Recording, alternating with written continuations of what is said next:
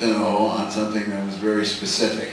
And I followed the space program since its inception, sitting there for hours, watching things happen on television, listening to the news. And I remember an incident during one of the Apollo missions that was announced on both radio and TV, and then just faded away with absolutely no answer and no publicity given to it.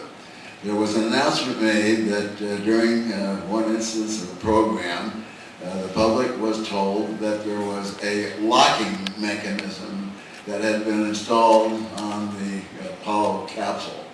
And I just wondered if you, this was on the inside, not on the outside, and I wondered if you had any knowledge of that whatsoever. I do not know what you're referring to, frankly. Could you be a little more specific about what do you mean a locking mechanism? I don't know. Something that would lock the entrance and exit to the capsule from the inside. I mean, when you do that, there's implications that you don't want somebody to open the door from the outside. I know no such thing. However, except for the main cabin entrance, which was modified after the fire of Apollo 1, so-called, you can't do it any other way. You've got full control on the inside. You have to do some stuff on the inside, remove hatches to get out of it. There's no way really to get in. There's no door, as you're talking, no locking mechanism, like you're describing. That never has been, to my knowledge. Well, then that satisfies me as to the answer to the question, because that was probably something in the news that somebody saw or made up. Sounds like imagination. Somebody thinking there might be a need to keep somebody from getting in. However, the only time we would really need somebody to get in was like in the case of the Apollo 1 fire, when they couldn't get in to help them quickly. Well, thank you very much. I appreciate that. You bet. And that whole idea of putting screen doors in the capsules, that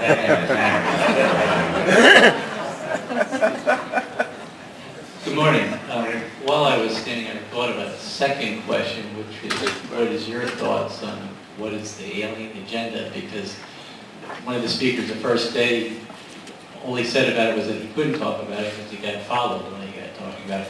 Let me ask my first question, which was, you said today that the research, I guess, that you're doing is that the Big Bang Theory will fade away as an explanation. Could you explain more about that? Well, I think we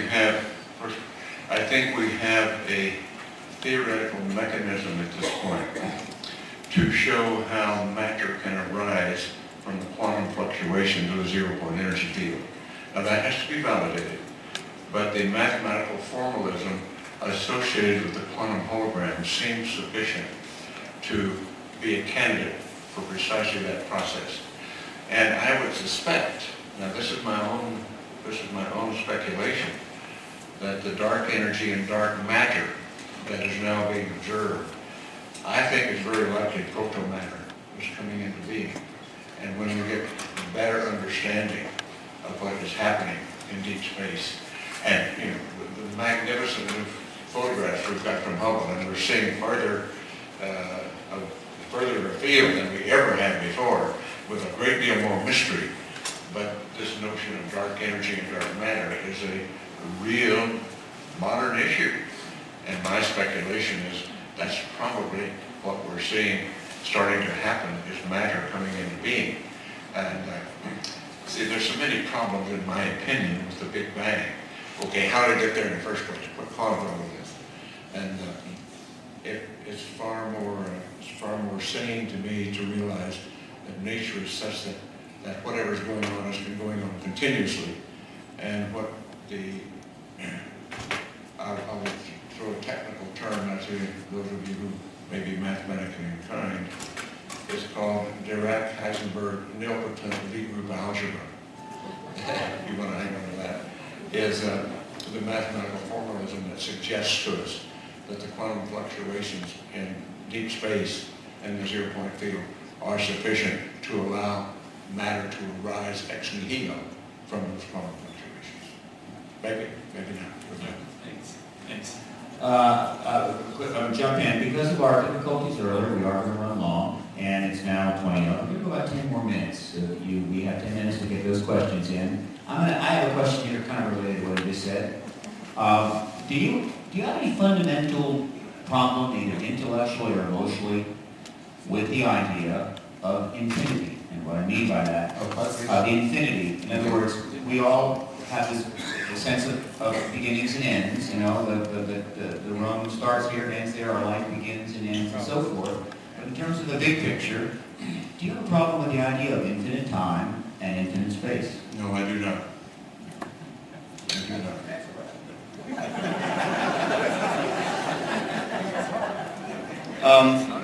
So during the discussion, the idea of unification and of quantum mechanics and Einstein's field equations has been brought up, and the gentleman just kind of brought the subject matter to the front again. In the Journal of Noetic Sciences, there was a unified field theory presented by Dr. E.A. Rauscher and Nassim Haramein. So I was wondering what gravity you give to that theory, and more generally, what do you think it would take? You said that we're not there yet, but what do you think it would take to bring these types of deep ideas to Well, I mainstream? think we've got the whole area of frontier science. First of all, let's say that science cannot be complete until we understand consciousness. Why we are conscious, how consciousness exists in the universe, where it came from, what all those manifestations are, and the fact, you see, what's vital here is we very adequately demonstrated that mind influences matter. We can create effects in matter.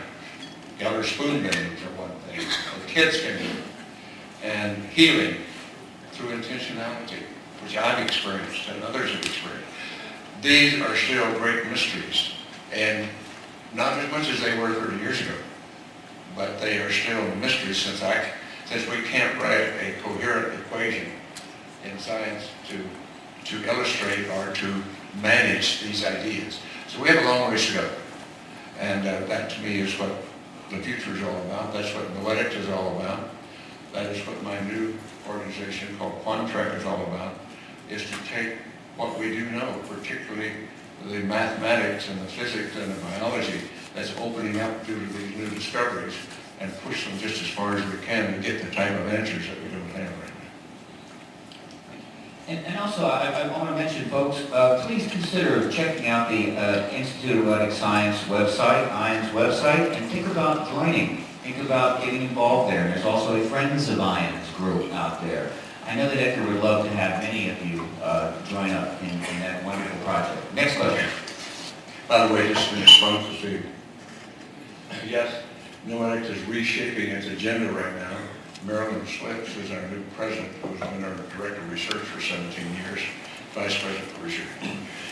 And we are reshaping our agenda, much more aligned to scientific investigation, and reshaping our programs, membership programs. So take a look at noetic.org and see what you think about it. We'd welcome it. Go ahead, sir. Two questions. NASA had a few documents on their website related to UFOs, and a few years ago those were removed and haven't. What website are you talking about? I don't remember exactly which branch of the NASA website it was on, but there were several documents related to their position on UFOs and NASA. I'm not aware of that. Yeah. Go ahead. Yeah, so I was just wondering if you had any idea what happened, or if they're changing their position. My second question is, why do you think we